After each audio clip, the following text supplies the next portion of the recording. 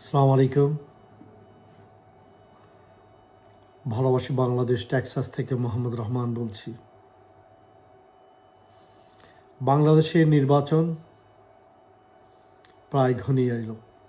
ফেব্রুয়ারি মাস, আজ নভেম্বরের 8 তারিখ হয়ে যাচ্ছে। আর বেশি দিন নাই, ডিসেম্বর, জানুয়ারি, ফেব্রুয়ারি, 3 মাসও নাই। তো নির্বাচনে কিভাবে নির্বাচন হবে? যদি গণভোট না হয় এই নির্বাচন কি বৈধ হবে? এই সংবিধান তো হাসিনা তো নির্বাচন করে গেছে। সে নির্বাচন করে যাওয়ার পর হাসিনা পালিয়ে গেছে। তার মধ্যে 90 দিনের মধ্যে ইলেকশন হওয়ার কথা, কিন্তু সেখানে ইলেকশন হয়নি। এখন যে অন্তর্বর্তীকালীন সরকার, এটা তো এই সংবিধানে নাই।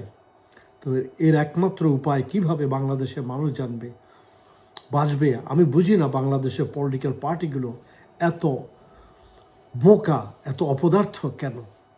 তারা বুঝতে পারছে না যে কিভাবে তারা এই নির্বাচন করবে যদি নির্বাচনের কোনো বৈধতা না থাকে। এই সংবিধানের মধ্যে তো কোনো নির্বাচনের বৈধতা নাই। যাক, তারপরে যদি নির্বাচন হয়, তা আমি বাংলাদেশে আপামর জনসাধারণকে আমি বলবো, আপনারা প্রস্তুত হন। আপনারা কাকে ভোট দিবেন? বাংলাদেশ হওয়ার পর 54 বছর আমরা অত্যাচারিত হয়েছে, আমরা স্বাধীনতা পাইনি।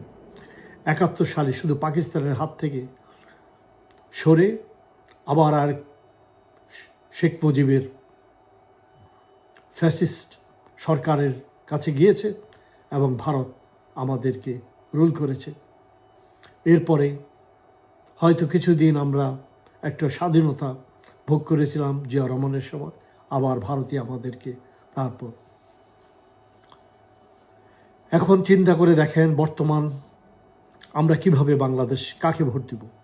আমাদেরকে ভোট দিতে হবে এবং এমন এক লোকদেরকে যারা ভালো। দল আপনারা বিচার করবেন না, আপনারা চিন্তা করবেন ভালো লোক। বহু ভালো লোক আছে, ভালো লোকদেরকে আপনারা ভোট দিবেন। এবং যারা চাঁদাবাজি করবে না, যারা টেন্ডারবাজি করবে না, যারা আপনার ভোট নেওয়ার পর 5 বছর তাদের পিছনে আপনাকে দৌড়াবে না, যারা আপনার সাথে সবসময় নেমে আসবে, কাজ করবে, তাদেরকে ভোট দিবেন। প্লিজ বাংলাদেশের জনসাধারণ ভাই বোনেরা, আপনারা যারা ভোটে যাবেন, ইয়াং জেনারেশনকে বলছি, জেনজিদেরকে বলছি, আপনাদের হাতে এখন দেশ নির্ভর করছে। এই এলিট শ্রেণী বাংলাদেশকে 54 বছর তারা বাংলাদেশকে শাসন করছে। এখনও এলিট গ্রুপ বাংলাদেশকে শাসন করছে। যার মাধ্যমেই হোক, আমি নাম বললেও কি না বললেও কি, ডক্টর ইউনূসের মাধ্যমে, আসিফ নজরুলের মাধ্যমে, ওয়াকারের মাধ্যমে সমস্ত এলিট গ্রুপ বাংলাদেশকে এখন পরিচালিত করছে।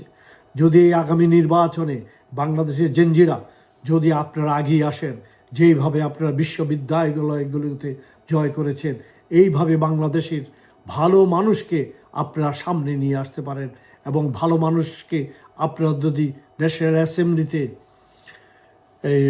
আপনার মেম্বার বানাতে পারেন এবং তাদের মাধ্যমে আমরা যদি আগামীতে দেশ পরিবর্তন করতে পারি, এবং যদি এর মধ্যে আপনারা আবার তো শুনতে পাচ্ছেন যে সেনাবাহিনী, পুলিশ এবং বিভিন্ন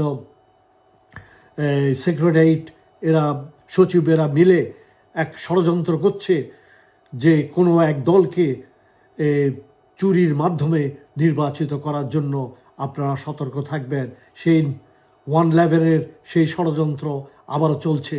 এইবার বাংলাদেশকে আপনারা রক্ষা করবেন, আপনারা কেন্দ্রে কেন্দ্রে যাবেন। বাংলাদেশের ইয়াং জেনারেশন, আপনাদের কাছে আমরা আশা করছি আপনারা নেমে আসেন। আপনারা ঘর, গ্রাম, গঞ্জ, বাসা, রাস্তা, ব্যবসা, বাণিজ্য, স্কুল, কলেজ, ইউনিভার্সিটি সব ছেড়ে দিয়ে আপনারা নেমে আসেন। আপনাদের ভোট প্রয়োগ করেন এবং সিন্ডিকেট মুক্ত ব্যক্তিদেরকে ভোট দেন, চাঁদাবাজদেরকে বহিষ্কার করেন।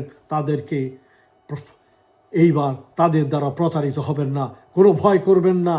দরকার হলে আপনাদেরকে যদি কেউ বাধা দেয়, আপনারা আবার সংগ্রামের জন্য প্রস্তুত থাকেন।